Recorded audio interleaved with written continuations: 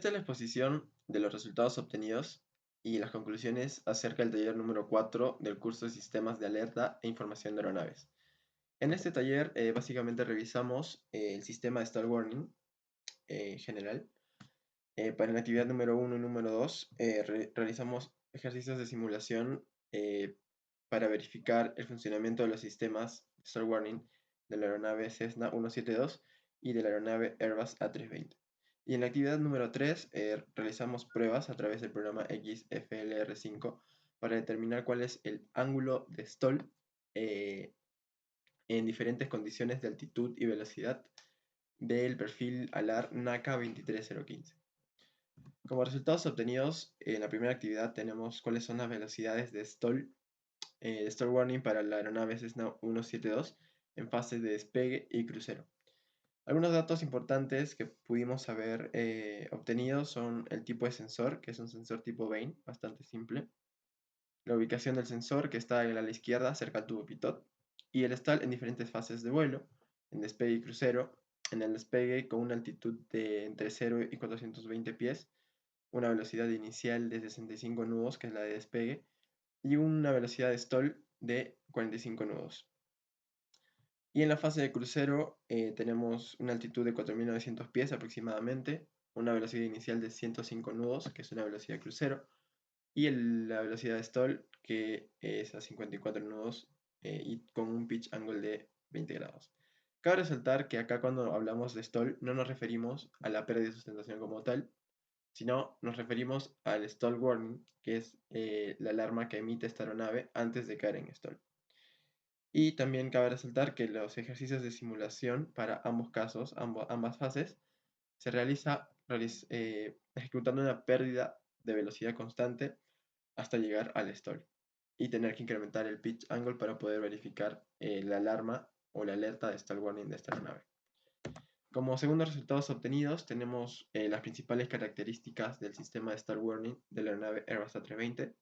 Entre ellas, principalmente tenemos el nombre del sistema de protección automático, que es el Angle of Attack Protection. Tenemos el sensor, que es el Angle of Attack Sensor Vane. La cantidad, que son 3 sensores de estos. El envío de las indicaciones a través de un sistema de sincros. La acción correctiva de esta aeronave es la aplicación de potencia en los motores a través del Alpha Floor Protection.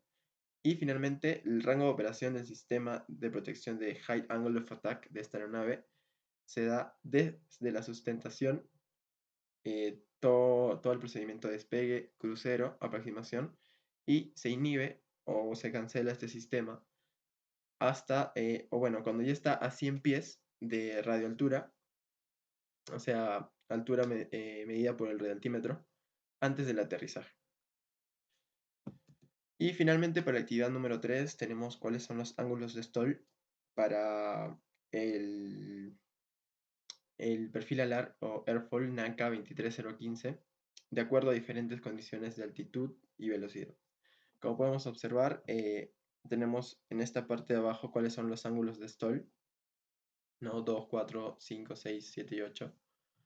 Y de acuerdo a la altitud que tenga la aeronave y también la velocidad Mach. Por otro lado, podemos observar cuáles son los números de Reynolds con información de altitud y de velocidad también, específicamente de la velocidad en TAS, en número de Reynolds. También podemos observar el ángulo de alerta, que es el 5% restado al ángulo total de stall. Y finalmente la variación del ángulo, que viene a ser básicamente el 5% del ángulo de stall. Ahora, como conclusiones, la primera conclusión la que obtengo es que las condiciones de operación de una misma aeronave puede hacer que su ángulo de stall varíe. Es decir, una aeronave puede tener una misma configuración, sin embargo, la condición de operación, es decir, la altitud y la velocidad, puede hacer que su ángulo de stall y por ende su stall warning varíe en cuanto a velocidad y también en cuanto al ángulo permitido. Como segunda conclusión, a través del número de Reynolds, la velocidad, la temperatura y la densidad del aire influyen en el ángulo de stall del perfil alar. Esto lo pudimos verificar debido a la misma fórmula para hallar el número de Reynolds con condiciones de velocidad y de altitud. Y bueno, de ello también verificamos que la temperatura y la densidad del aire pueden influir en cuál va a ser el ángulo máximo que va a tener una aeronave, bueno, un perfil alar de una aeronave para poder seguir produciendo sustentación. Esto debido a que el número de Reynolds nos permite conocer cómo será el fluido sobre el perfil alar, o sea, si va a ser turbulento o laminar, de acuerdo a un número específico. Como tercera conclusión, como dije anteriormente, la medición del flujo laminar y turbulento en una superficie alar, en este caso, tiene la influencia de la densidad del aire, de la velocidad del fluido, la cuerda media del ala y la viscosidad del aire. Esto debido a que son factores que se tienen en cuenta para calcular el número de Reynolds y como dije, este nos va a servir para poder determinar la cantidad de flujo laminar y turbulento que podría tener una superficie, ¿no? Como cuarta conclusión, pudimos determinar que a una mayor altitud el ángulo crítico de un perfil alar para caer en stall va a ser menor. Esto lo podemos determinar también a través del número de Reynolds, ya que se va a variar el dato principalmente de densidad del aire.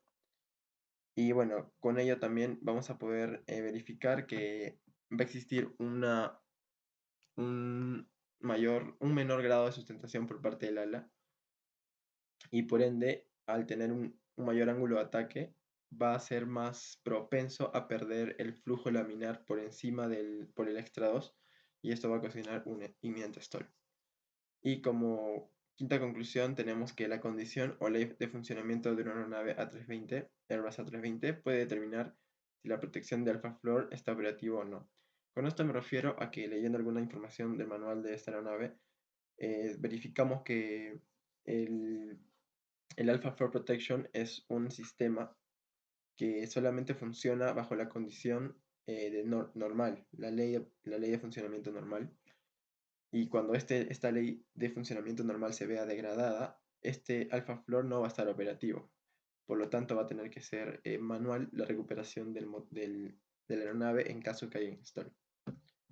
Como algunas recomendaciones, la primera recomendación que brindaría para este taller es que se revise el capítulo 27 del manual de la aeronave Airbus A320, porque en realidad esta nos brinda bastante información acerca del sistema de protección contra excesivos ángulos de ataque y esencialmente el funcionamiento del alpha floor. Además, nos va a brindar algunas características, como podemos observar en esta parte, de cómo se muestra esta protección en la pantalla Primary Flight Display. Como segunda recomendación, recomendaría que reconozcamos cuál es la influencia del número Reynolds en un perfil alar, es decir, investiguemos un poco acerca de qué trata el número de Reynolds y cómo podemos interpretar los valores que resulten de este cálculo, para poder conocer cuál va a ser el nivel de sustentación debido a flujo turbulento y laminar en el perfil alar. Y como última recomendación, brindaría que sepamos interpretar un gráfico de coeficiente de sustentación versus ángulo de ataque, que es muy básico, esencialmente para poder determinar cuál es el ángulo de ataque de stall de una aeronave y poder observar el comportamiento de la sustentación que produce un perfil alar, ¿no? A diferentes ángulos de ataque. Eso es todo por el video.